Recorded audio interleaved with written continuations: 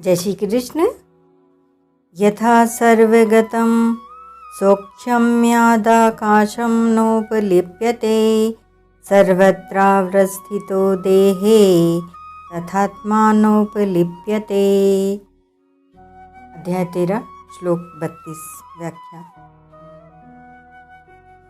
पूर्व श्लोक में भगवान ने न करोति पदों से पहले कर्तृत्व का और फिर न लिप्यते पदों से भोक्तृत्व का अभाव बताया है, परंतु उन दोनों का विवेचन करते हुए इस श्लोक में पहले भोक्तृत्व के अभाव की बात बताई है और आगे के श्लोक में कर्तृत्व के अभाव की बात बताएंगे। अतः यहाँ ऐसा व्यक्तिक्रम रखने में भगवान का क्या भाव है? इसका उत्तर यह है कि यद्यपि कर्तृत्व के बाद ही भोक्तृत्व होता है, अर्थात कर्म करने के बाद ही उस कर्म के फल का भोग होता है, तथापि मनुष्य जो कुछ भी करता है पहले किसी फल सिद्धि का उद्देश्य मन में रखकर ही करता है। अतः मन में पहले भोक्तृत्व आता है, फिर उसके अनुसार काम करता है, अर्थात फिर कर्तृत्व आता है।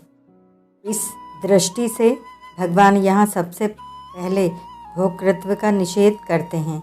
भोक्तृत्व लिप्तता का त्याग होने पर कर्तृत्व का त्याग स्वतः हो जाता है, अर्थात फलेच्छा का त्याग होने पर क्रिया करने पर भी कर्तृत्व नहीं होता। यथा सर्वगतम सौक्ष्म्यादाकाशम नोपलिप्यते। आकाश का कार्य वायु, तेज, जल और पृथ्वी है, अतः आकाश अपने कार्य वायु आदि चारों भूतों में व्यापक है, पर ये चारों आकाश में व्यापक नहीं हैं, प्रत्युत व्याप्त हैं। ये चारों आकाश के अंतर्गत हैं, पर आकाश इन चारों के अंतर्गत नहीं है। इसका कारण यह है कि आकाश की अपेक्षा ये चारों स्थूल है और आकाश इनकी अपेक्षा सूक्ष्म है। ये चारों सीमित हैं, शांत है और आकाश असीम है, अनंत है। इन चारों भूतों में विकार होते हैं पर आकाश में विकार नहीं होता। सर्वत्रावस्थितो देहे तथात्मा नोपलिप्यते। जैसे आकाश वायु आदि चारों भूतों में रहता हुआ भी उनमें लिप्त नहीं होता, ऐसे ही सब जगह सब शरीर में रहने वाला आत्मा किसी भी शरीर में लिप्त नहीं होता। आत्मा सब में परिपूर्ण रहता हुआ भी किसी में घुलता मिलता नहीं। वह सदा सर्वदा सर्वथा निर्लिप्त रहता है, क्योंकि आत्मा स्वयं नित्य, सर्वगत, स्थाणु, अचल, सनातन, अव्यक्त, अचिंत्य और अविनाशी है। गीता दूसरे अध्याय का 24वां 25वां श्लोक। तथा इस अविनाशी आत्मा से यह संपूर्ण संसार व्याप्त है। गीता दूसरे अध्याय का 17वां श्लोक।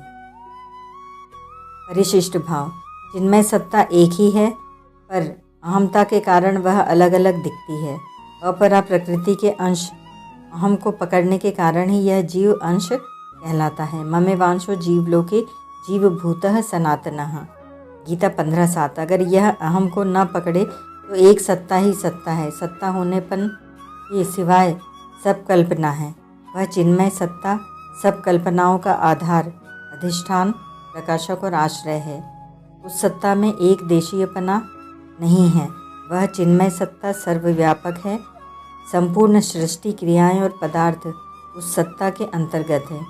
सृष्टि तो उत्पन्न और नष्ट होती रहती है, पर सत्ता ज्यों की त्यों रहती है। तात्पर्य है कि चिन्मय सत्ता न शरीरस्थ है और न प्रकृतिस्थ है, प्रत्युत आकाश की तरह सर्वत्र स्थित है, अर्थात वह संपूर्ण शरीरों के सृष्टि मात्र के बाहर भीतर सर्वत्र परिपूर्ण है। वह सर्वव्यापी सत्ता ही हमारा स्वरूप है और वही परमात्म तत्व है। तात्पर्य है कि सर्वदेशीय सत्ता एक ही है। वही योगियों का योग है, वही ज्ञानियों का ज्ञान है और वही भक्तों का भगवान है। साधक का लक्ष्य निरंतर उस सत्ता की तरफ ही रहना चाहिए। सत्ता में एक देशीयता अहम के कारण दिखती है। वह अहम सुख लोलुपता पर टिका हुआ है। साधन करते हुए भी साधक जहाँ है वहीं सुख भोगने लग जाता है। सुख संगेन बध्नाति। गीता 14:6। यह सुख लोलुपता गुणातीत होने तक रहती है, अतः इसमें साधक को बहुत विशेष सावधान रहना चाहिए और सावधानी पूर्वक सुख लोलुपता से बचना चाहिए। ओम तत्सत।